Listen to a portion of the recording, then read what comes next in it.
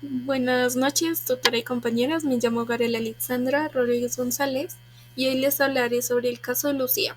En el contexto general está que Lucía tiene 14 años y cursa segundo de secundaria en una escuela pública urbana.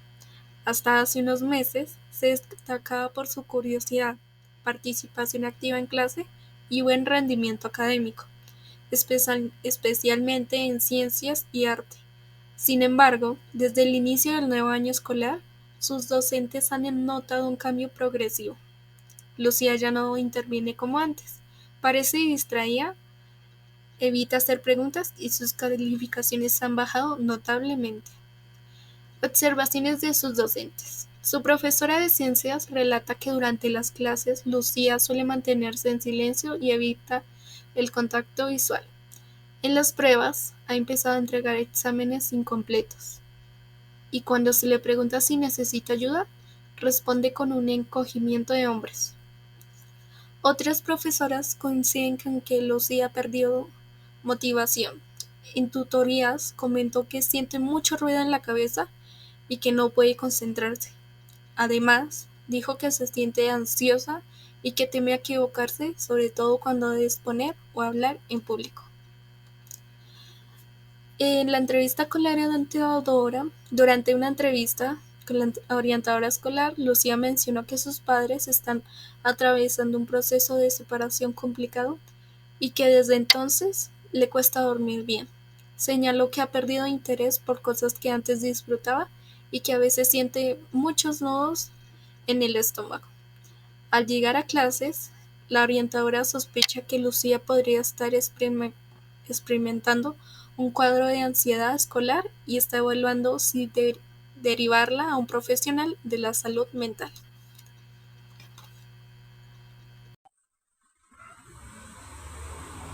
Buenas tardes compañeros y docentes. Mi nombre es Natalia María Quintana Hernández. Les voy a explicar sobre las diferentes estructuras que se presentan en el caso de Lucía.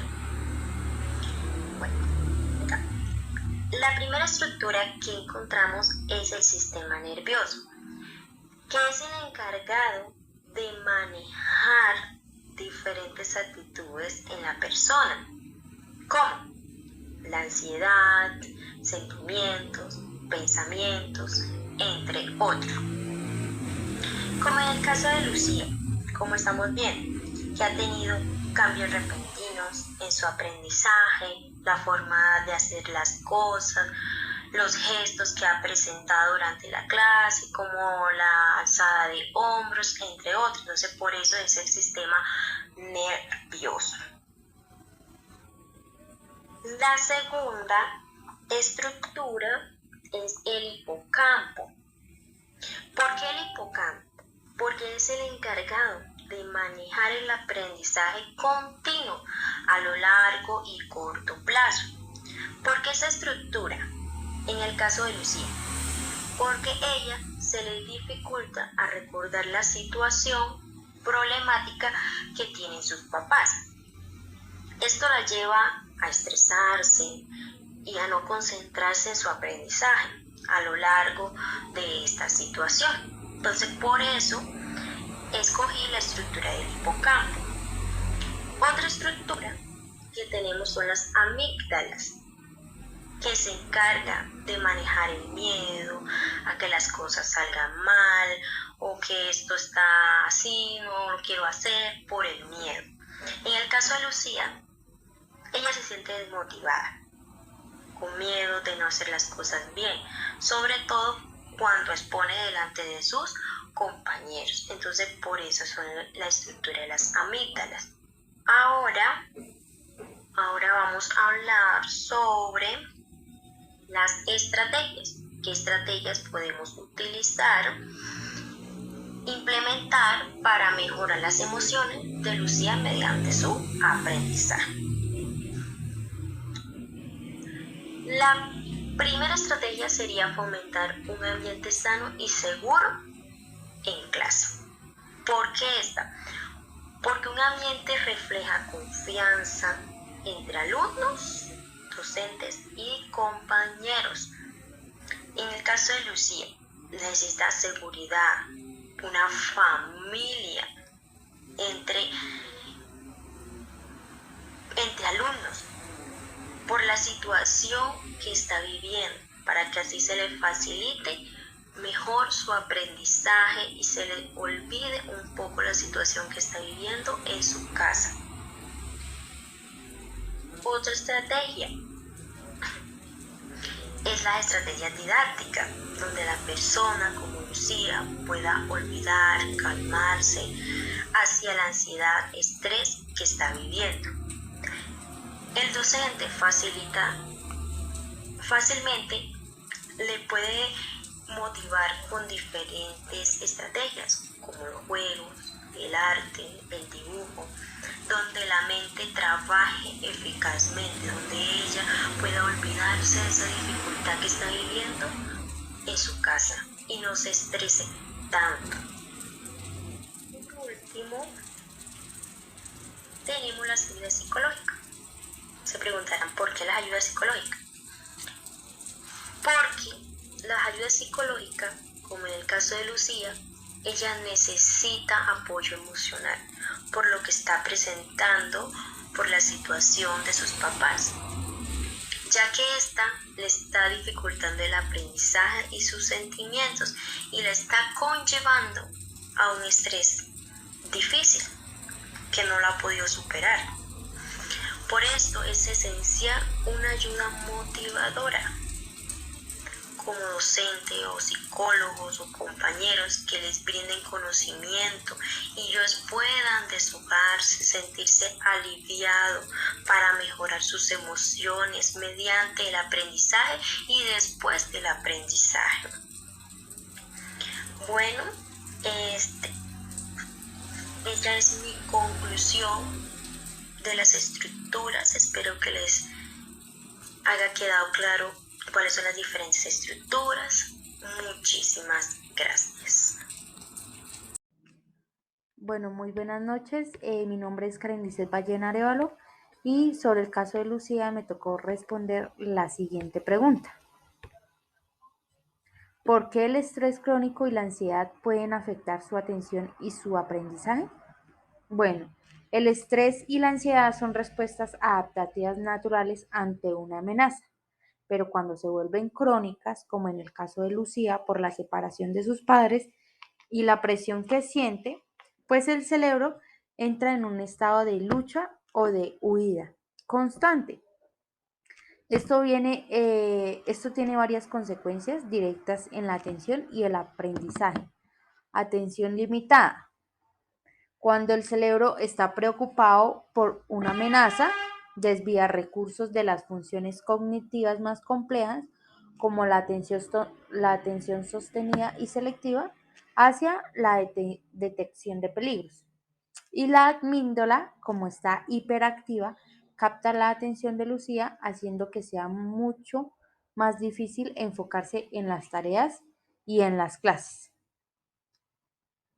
La dificultad en la memoria de trabajo. Nuestra memoria es como un bloc de notas, ¿no? Donde retenemos información temporalmente para poder procesarlas. El estrés consume esta capacidad. Si Lucía está ansiosa, le costará mantener la información de la clase en su mente el tiempo suficiente para entenderla o relacionarla con lo que ya sabe. La disminución de la motivación. El estrés crónico puede agotar los neurotransmisores asociados con la motivación y el placer, como la dopamina. Esto explica por qué Lucía ha perdido el interés en actividades antes disfrutaba y porque se siente apática en clase. La plasticidad cerebral se ve afectada ya que el cerebro no está en las mejores condiciones por formar nuevas conexiones neuronales asociadas al aprendizaje. El miedo al fracaso y la evitación. Por ansiedad al equivocarse, especialmente en público, genera un ciclo de habitación donde Lucía teme ser el centro de atención y comete errores. lo que la lleva a no participar y a evitar situaciones que la expongan, reforzando su ansiedad y su desconexión en el proceso de aprendizaje. Muchísimas gracias. Cordial saludo, compañeras y tutora. A continuación voy a hacer la explicación sobre las estrategias que se podrían utilizar para llamar la atención y motivación de Lucía en el aula de clase. Como primera medida se podría optar por hacer más llamativa la clase, como de distintas maneras, ya sea teórica, visual o manipulativa. Podemos incluir de pronto una clase donde esté llena de artes, de muchos colores, que sea algo como que visualmente le logre llamar la atención de Lucía y así ella se motive a asistir. De otra manera que podemos participar en la motivación de Lucía, en la participación en el aula, sería con...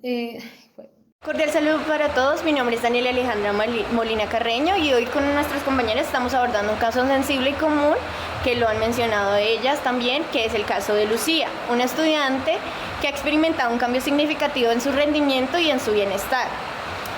Nosotros vimos en ese caso que al hablar con ella nos dio claves importantes que ella reporta sentir mucho ruido en la cabeza y una profunda ansiedad, especialmente al tener que hablar en público.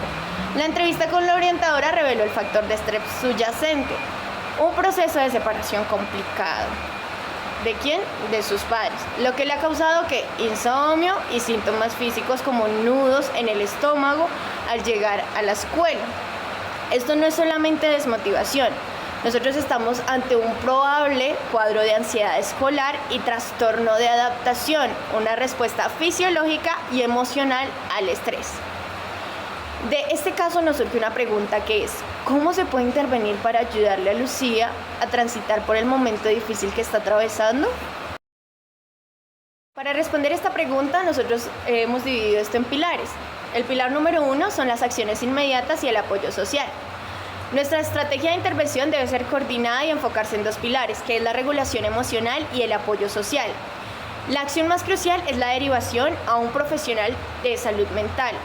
El apoyo de un psicólogo o terapeuta es esencial para que Lucía adquiera herramientas de afrontamiento a nivel profesional que el colegio no le puede ofrecer.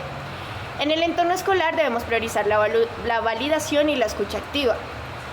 ¿Por qué? Porque es vital que Lucía escuche que es normal sentir ansiedad y esos nudos en el estómago cuando suceden cambios difíciles, no solamente en su casa, ni solamente en el área escolar ni personal, sino en cada área, que es normal, que ella pueda sentir que es normal.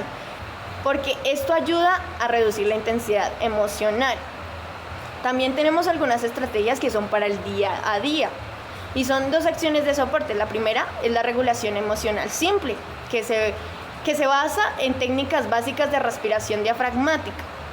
Y la segunda es el tutor o docente, que es donde se le asignará un profesor, preferiblemente uno de artes o de ciencias, que son áreas donde antes destacaba, como punto de contacto no académico. Este adulto de confianza supervisará discretamente y le ofrecerá un espacio seguro y sin presión por las notas. Sabemos que si un estudiante, si un alumno tiene un lugar seguro, pues su nivel de ansiedad va a bajar. Listo, ahora vamos por el pilar número 2, que es el bienestar cognitivo y conductual. Este se enfoca en restaurar su bienestar físico y cognitivo. Lucía tiene dificultades para dormir y ¿cuál es el alivio? Un sueño reparador. Pues necesita restaurar la capacidad de atención. Por eso las pautas de higiene del sueño son fundamentales. Una de ellas es evitar pantallas antes de acostarse y otra es establecer una rutina fija. Y por último debemos combatir la aneudonía, la pérdida de interés. ¿Cómo se hace esto? Pues se animará a retomar el arte o cualquier actividad placentera que antes disfrutaba. La expresión creativa es una forma poderosa de regular las emociones y activar los circuitos de recompensa del cerebro. En conclusión, el objetivo final de esta intervención es usar la plasticidad cerebral a favor de ¿quién? De Lucía. Al reducir el estrés crónico y el cortisol con apoyo emocional y técnicas de calma. Le permitimos a su cerebro reparar las conexiones neuronales afectadas, especialmente en el córtex prefrontal y el hipocampo. Al recuperar su capacidad de atención y memorial, el ruido de la cabeza va a disminuir y su motivación va a regresar. Con un enfoque coordinado entre la escuela, la orientadora y, si es posible, la familia, se le dará a Lucía la herramienta para transitar este momento difícil y volver a ser la estudiante brillante que sabemos que es. ¿Listo? Muchas gracias por su atención. Finalmente, para concluir, pudimos observar que el caso de Lucía refleja con claridad cómo los factores emocionales y familiares pueden incidir de manera directa en los procesos de aprendizaje y en el bienestar integral de un adolescente. La separación de sus padres, sumada a la dificultad para conciliar el sueño y la sensación constante de ansiedad, ha generado un impacto significativo en su rendimiento académico y en su participación escolar. Este escenario pone de manifiesto la estrecha relación entre las experiencias vitales, las estructuras cerebrales y las funciones cognitivas que sostienen el aprendizaje. Las observaciones de sus docentes y la entrevista con la orientadora permiten identificar que estructuras como el hipocampo, la amígdala y el corte prefrontal se ven comprometidas. El hipocampo, encargado de consolidar la memoria y facilitar el aprendizaje, se ve afectado por el exceso de cortisol derivado del estrés crónico, lo que limita la capacidad de Lucía para retener y procesar información. La amígdala, hiperactividad por la ansiedad, concentra la atención en el miedo y la amenaza, generando evitación y bloqueos emocionales que se traducen en silencio, retraimiento y de temor a equivocarse. El corte prefrontal, responsable de la regulación emocional y la toma de decisiones, pierde eficacia bajo la presión constante, lo que explica la dificultad de Lucía para organizar sus ideas y mantener la concentración. El estrés crónico y la ansiedad, lejos de ser simples respuestas adaptivas, se convierten en obstáculos que deterioran la memoria de trabajo, reducen la motivación y afectan la plasticidad cerebral. Esto explica la pérdida de interés por actividades que antes disfrutaba, como el arte y las ciencias, y la sensación de ruido en la cabeza que impide focalizar en las tareas escolares. El círculo de evitación y miedo al fracaso refuerza la desconexión de Lucía con el aprendizaje, generando un estado de vulnerabilidad que requiere atención inmediata. Frente a este panorama, las estrategias de intervención propuestas apuntan a un enfoque integral que articule la acción de la escuela, la familia y los profesionales de la salud mental. En el ámbito escolar es fundamental crear un ambiente seguro y de confianza donde Lucía pueda sentirse válida y acompañada. En síntesis, el caso de Lucía evidencia que el aprendizaje no puede entenderse de manera aislada de las condiciones emocionales y sociales del estudiante.